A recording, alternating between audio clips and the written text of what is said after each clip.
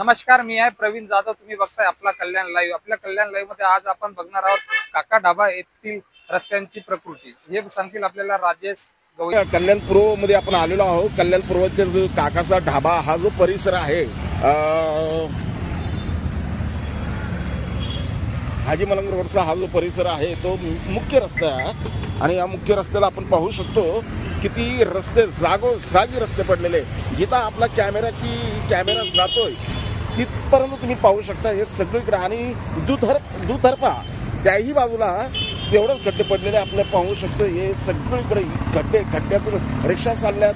आणि विशेष म्हणजे या खड्ड्यांमधून अपघात या ठिकाणी वारंवार अपघात होत असतात. वारंवार अपघात या ठिकाणी घडत असतात.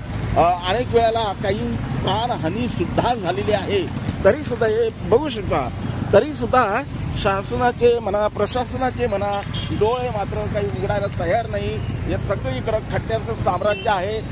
वर्षातून 2 ते 3 वेळा रस्त्याचे कामं होतात. हे बघा, आता इथं तात्पुरतं काहीतरी डांबरीकरण केलंय, परत ते उखडणार. परत एखादी निवडणूक आली की निवडणुकीच्या आधी हातूर मलमपट्टी करतात आणि आहे तो प्रकार पुन्हा घडत राहतो. खड्डे सुकवत पादचाऱ्यांना जावं लागतंय, वाहन चालकांना जावं लागतंय. जागोजागी खड्ड्यांचं साम्राज्य पसरलेलं आहे.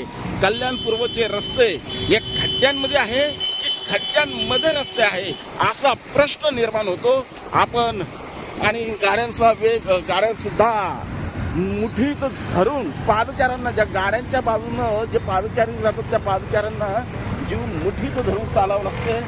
अतिशय दयनीय अवस्था या कल्याणपूर्वची झालेली आहे. या कल्याणपूर्वचे प्रतिनिधी काय करतात, नेमकं करतात काय, हा प्रश्न सर्वसामान्य लोकांना पडलेला आहे. दरवर्षी वर्षातून 3 वेळा रस्त्यांची कामं करण्यात येतात. तरी एक खड्डे मात्र बुजायचं नाव घेत नाही. हा इथे भरपूर लोकांचा येण्या जाण्याचा हा मेन स्पॉट आहे. इथे शुक्रवारच्या दिवशी बाजार भरतो, आठवडी बाजार भरतो.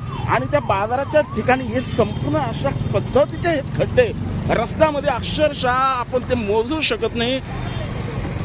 अक्षरशः इथे अर्ध्या फुटावरती नव्हे तर खड्ड्याला खड्डा लागून पडलेला आहे. आणि अशा खड्ड्यातून गाड्यांना मार्गक्रमण करावं लागतंय. गाड्यांना बघा काय खड्डे आहे, काय अवस्था काय. लोकप्रतिनिधी आहेत का नाही कल्याणला कोणी? नगरसेवक तर नाही, प्रशासनाचं सत्ता आहे, आमदार नाही का, खासदार नाही का, कोण नाही का या रस्त्यांना, या कल्याणला वाली कोणी नाही का? कल्याणच्या विकासासाठी येणारा निधी जातो कुठं, मोठा प्रश्न निर्माण होतो. कल्याणला मिळणारा हा निधी व रस्त्याच्या कामासाठी मिळणारा हा निधी नेमका कोणत्या खड्ड्यात झिरपतो, नेमका कोणाच्या खिशात झिरपतो, याचंही उत्तर आम्हाला मिळणं झालेलं आहे. लोकांचा जीव टांगणीला मात्र जीव लागलेलाच असतो. कधी काय होईल सांगता येत नाही. एखाद्या गाडीनं ब्रेक जरी दाबलं किंवा काही झालं तरी एखाद्याच्या अंगावरून ती गाडी जाण्याची शक्यता राहते. रात्रीच्या वेळेला माणसं येतात, खड्ड्यांमध्ये त्यांना दिसत नाही, पाणी भरलं असल्यामुळं त्या खड्ड्यांमध्ये त्यांचे घसरून पडतात. पाय मुरगळणं किंवा अनेक गंभीर पद्धतीच्या जखमा त्यांना झालेल्या असतात.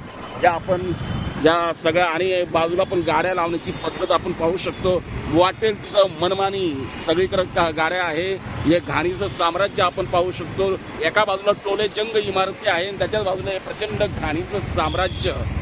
ही संपूर्ण घाण इथं पसरलेली आहे. आजूबाजूच्या लोकांना श्वसनाचे विकार याच्यामुळे होतात, दमा होतो. ही बघा इथे किती प्रचंड घाण आहे ही. आणि या घाणीमध्ये जीव मुठीत धरून लोकांना राहावं लागतंय. आरोग्याचे प्रश्न निर्माण होतात, आरोग्याशी संबंधित अनेक विकार घडतात.